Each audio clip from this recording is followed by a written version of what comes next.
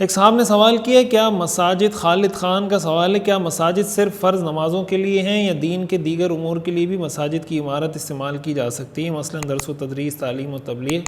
بھائی مساجد صرف نماز کے لیے نہیں ہے، مساجد دین کے سارے کاموں کے لیے استعمال کرنی چاہیے۔ حضور صلی اللہ علیہ وسلم کے زمانے میں آپ ذرا مسجد نبوی کی تاریخ اٹھا کر دیکھیں، سیرت اٹھا کر دیکھیں، مسجد نبوی سے سارے دین کے کام وہیں سے ہوتے تھے۔ مسجد کو ایک کمیونٹی سینٹر کی حیثیت حاصل ہوتی تھی، حتیٰ کہ لوگوں کے فیصلے، فقہاء نے تو یہ تک لکھا ہے کہ قاضی جب فیصلہ کرنے بیٹھے تو مسجد میں فیصلہ کرے، مسجد میں بیٹھ کے لوگوں کے فیصلے کرے۔ جہاد کی ٹریننگ مسجد میں ہوتی تھی۔ مشہور حدیث ہے، حضرت عائشہ رضی اللہ تعالیٰ عنہ فرماتی ہیں کہ حبشہ کے لوگ نیزہ بازی کا کھیل کھیل رہے تھے، مسجد میں جہاد کی ٹریننگ کا حصہ تھا۔ حضور صلی اللہ علیہ وسلم نے حضرت عائشہ رضی اللہ تعالیٰ عنہ کو فرمایا کہ آؤ میں تمہیں یہ کرتب دکھاتا ہوں۔ حضرت عائشہ نے حضور کے کندھے پر سر رکھا اور وہ کرتب دیکھتی رہیں، یہ مسجد میں ہو رہا تھا۔ تو حضور کے زمانے میں مسجد کو ایک کمیونٹی سینٹر کا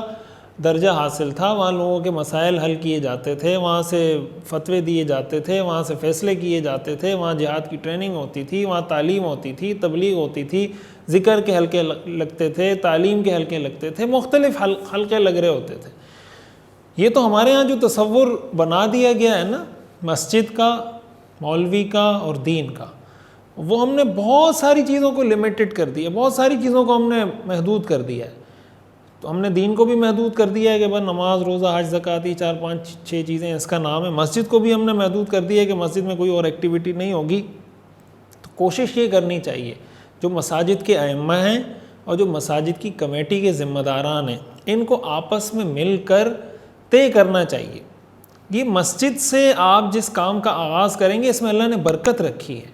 یہ سنت طریقہ ہے، حضور صلی اللہ علیہ وسلم کے عمل سے ثابت ہے۔ اور اگر اس طریقے کو آپ چھوڑ دیں گے تو آہستہ آہستہ لوگ دین سے دور ہو جائیں گے۔ آپ بچوں کے لیے ایکٹیویٹی رکھیں، ہفتے میں کوئی ایک ایکٹیویٹی مسجد میں بچوں کے لیے رکھیں،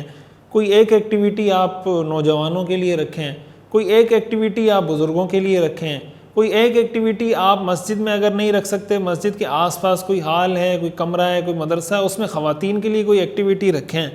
بچوں کو ترغیب دلائیں کہ بھائی آپ 40 دن جماعت سے نماز پڑھیں، ہم آپ کو یہ انعام دیں گے۔ نوجوانوں کو ترغیب دلائیں کہ بھائی آپ یہ کام کریں، یہ نیکی کا کام کریں، کوئی رفاہی کام ہو رہا ہے، سیلاب آیا ہوا ہے تو بھی آپ اس میں رضاکارانہ خدمات انجام دیں، وغیرہ وغیرہ۔ لوگوں کو مسجد سے جوڑیں اور مسجد سے ان سارے کاموں کا اجرا کریں، اور یہ اس وقت تک نہیں ہو سکتا جب تک امام اور کمیٹی کے ذمہ داران ایک پیج پر نہ آئیں۔ افسوس کی بات ہمارے معاشرے میں یہ ہے کہ کبھی آتے نہیں ہیں ایک پیج پر، اور کمیٹی والے سمجھ رہے ہوتے ہیں کہ اگر امام کو یہ سارے کام کرنے دیے تو یہ اپنی کمیٹی بنا لے گا، ہماری کمیٹی توڑ دے گا تو ہماری جو وہ ظاہر ہے جو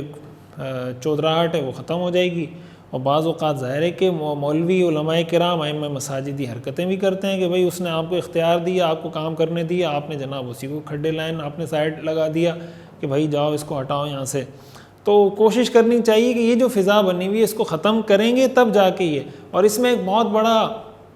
کردار نوجوانوں کا ہے کہ نوجوان مسجد کی کمیٹی میں آئیں، مسجد کے انتظامی کاموں کو دیکھیں، ائمہ کے ساتھ انٹریکشن کریں، اور ائمہ کی بھی ذمہ داری کہ وہ نوجوانوں سے ملیں، ان کے پاس جائیں۔ یہ جو ہمارے یہاں تقدس کا لبادہ ہم لوگوں نے اوڑھا ہوا ہوتا ہے نا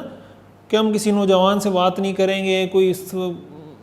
یعنی ہمارا کوئی لوگ دیکھیں گے بولیں گے یار یہ کیسے کوئی داڑھی منڈے کے پاس بیٹھا ہوا ہے، پینٹ شرٹ والے کے پاس بیٹھا ہوا ہے، بولیں گے یہ کیسا امام ہے یار، نماز بھی پڑھاتا ہے، اور جناب اس طرح کے لوگ۔